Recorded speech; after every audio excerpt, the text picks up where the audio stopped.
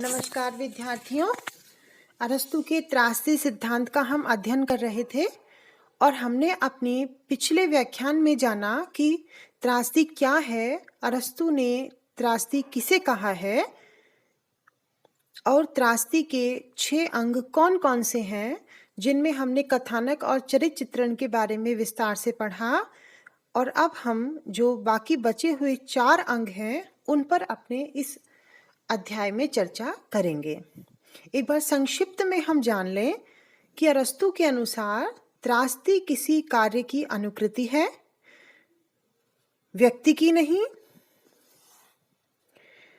त्रासदी किसी गंभीर, स्वतः पूर्ण तथा निश्चित आयाम से युक्त कार्य की अनुकृति का नाम है, जिसका माध्यम नाटक के भिन्न भिन्न भावों में भिन्न भिन्न रूप से प्रयुक्त सभी आवरणों से अलंकृत भाषा होती है और जो समाख्यान रूप ना होकर कार्य व्यापार रूप में होती है। इसमें करुणा, त्रास के उद्रेक द्वारा मनोविकारों का उचित विवेचन किया जाता है। त्रासदी के 6 अंग हैं: कथानक, चरित्र चित्रण, पद रचना, विचार तत्व, संगीत और दृश्य विधान। कथानक के बारे में हमने पढ़ लिया कि कथानक को अरस्तु ने सबसे अधिक महत्व दिया है और कथानक के अंतर्गत उन्होंने स्थिति, विपर्य और अभिज्ञान, इन 2 की चर्चा की, जिसे हमने विस्तार से समझा। तत्पश्चात चरित्र चित्रण। चरित्र चित्रण में है कि पात्रों का जो चरित्र चित्रण है वो उनकी प्रकृति, जाति या वर्गगत विशेषताओं के आधार पर होना चाहिए। चरित्रों में एक रूपता होनी चाहिए। जो नायक है वो न तो पूर्णतः निर्दोष हो और न ही नितांत सज्जन व्यक्ति होना चाहिए। अरस्तु ये भी कहते हैं कि नायक के चरित्र में सद व असद दोनों का सम्मिश्रण होना चाहिए। त्रासदी का नायक यशस्वी, वैभवशाली और कुलीन होना चाहिए। ये 2 जो थे, इन अंगों पर हम अपनी पिछली कक्षा में पढ़ चुके थे। अब हम आते हैं तीसरे पर, जिसका है पद रचना या पद विन्यास। पद रचना या कहें पदावली या पद विन्यास, इससे अरस्तु का अभिप्राय शब्दों द्वारा अर्थ की अभिव्यक्ति है। अर्थात शब्दों के द्वारा जो अभिव्यक्ति की जाएगी वो पद रचना है, शब्दार्थमय अभिव्यक्ति। इन्होंने त्रासदी का माध्यम अलंकृत भाषा को माना है।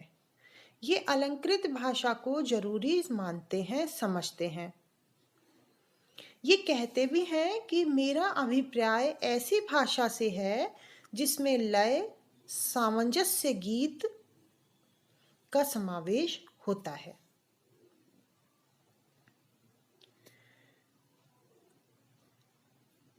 त्रासदी की भाषा के बारे में अरस्तु ने विस्तार से लिखा, जिसका सार यह है कि त्रासदी की भाषा प्रसन्न, समृद्ध और उदात्त होनी चाहिए।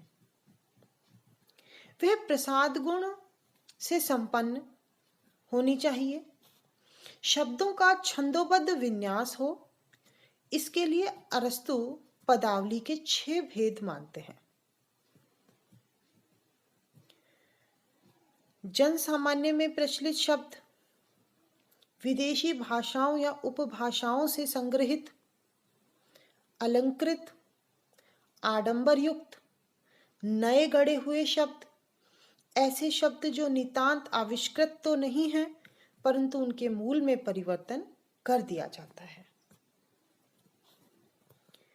अरस्तु त्रासदी के लिए छंदोबद्ध भाषा या पद्य को सर्वाधिक श्रेष्ठ मानते हैं। हालांकि वे गद्य का विरोध नहीं करते। इनके यहाँ जो गीत त्रासदी का अभिन्न अंग है। त्रासदी में ये कहते हैं कि वृंदगान, कोरस की भूमिका महत्वपूर्ण होती है।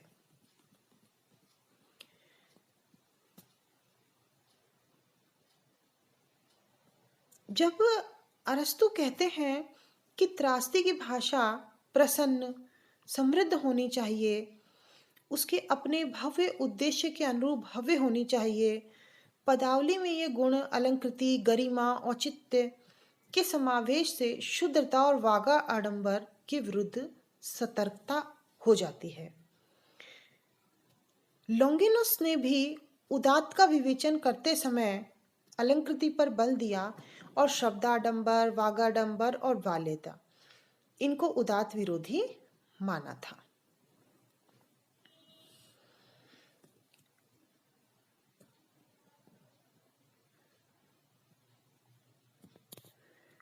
अगला हमारा आता है विचार तत्व।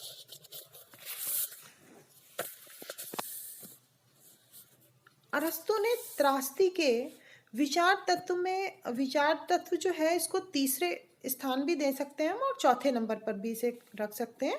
हमने पहले पद विन्यास पढ़ लिया तो ये चौथे नंबर पर विचार तत्व। इस में बुद्धि तत्व का प्राधान्य मानते हुए भी भाव तत्व को इसमें समाविष्ट कर लिया गया है। अरस्तु कहते हैं, विचार का अर्थ बताते हैं कि परिस्थिति के अनुरूप संभव और संगत के प्रतिपादन की क्षमता।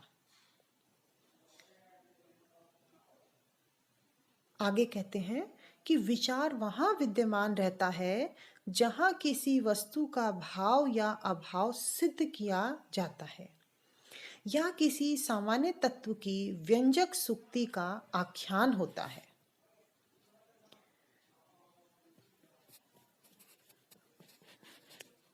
विचार तत्व में कि वो दो रूप मानते हैं, वस्तुगत और आत्मगत। वस्तुगत रूप में लेखक अपने पात्रों के द्वारा विचारों का प्रतिपादन करता है और आत्मगत रूप में लेखक अपने विचारों का प्रतिफलन करता है। इस प्रकार अरस्तु के विचार तत्व में विचार और भाव दोनों शामिल हो जाते हैं। विचार की व्यापकता का अरस्तु ने जिस रूप में निरूपण किया उससे स्पष्ट है कि वे विचार में केवल बुद्धि तत्व को स्वीकार नहीं करते। वो स्पष्ट कहते हैं कि विचार के अंतर्गत ऐसा प्रत्येक प्रभाव आ जाता है जो वाणी द्वारा उत्पन्न हो। इसके उपविभाग हैं प्रमाण और प्रतिपाद, करुणा, त्रास, क्रोध की बुद्धि, अतिमूल्यन और अवमूल्यन।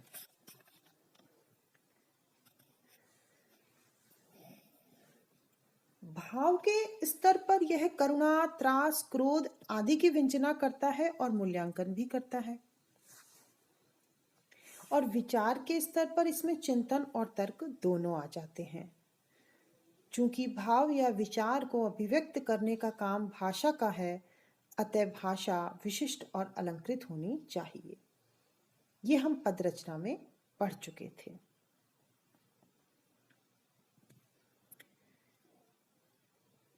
फिर आता है संगीत या गीत। यह महत्वपूर्ण अंग है। इसके माध्यम से त्रासदी अपने चरम को प्राप्त करती है।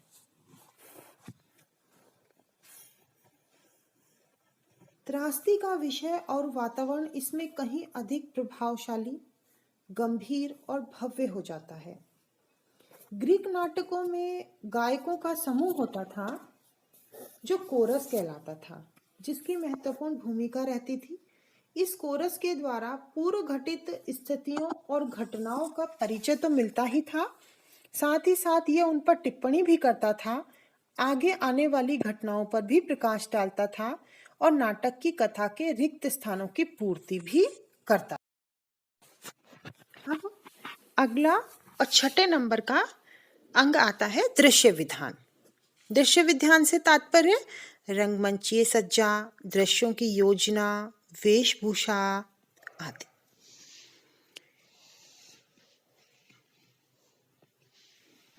वैसे तो इसका संबंध रचनाकार की अपेक्षा शिल्पकार से अधिक है।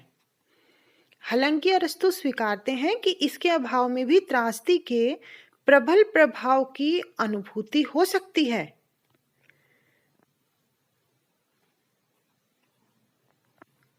यह नाटक के प्रभाव में वृद्धि करता है, लेकिन स्वयं उत्पादक कारण नहीं बन सकता, लेकिन नाटक में होना जरूरी है।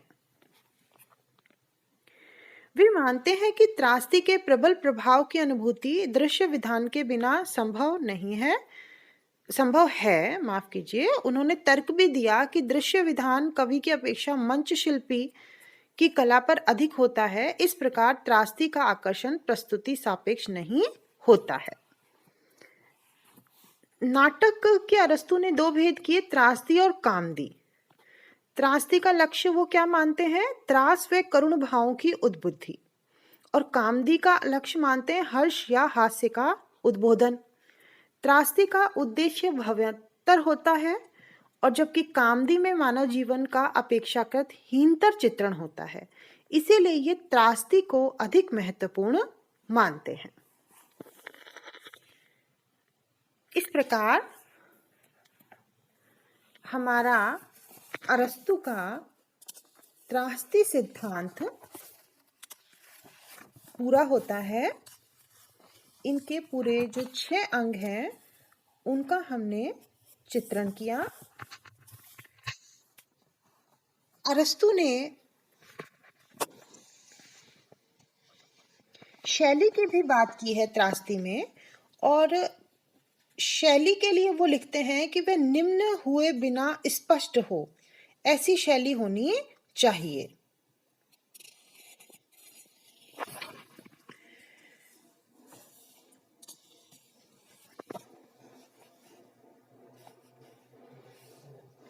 इस प्रकार हमने अरस्तु का अनुकरण सिद्धांत, विरेचन सिद्धांत और त्रासदी का सिद्धांत तीनों के बारे में अध्ययन किया। तीनों के बारे में हमने पढ़ा, उसे समझने का हमने प्रयास किया। धन्यवाद।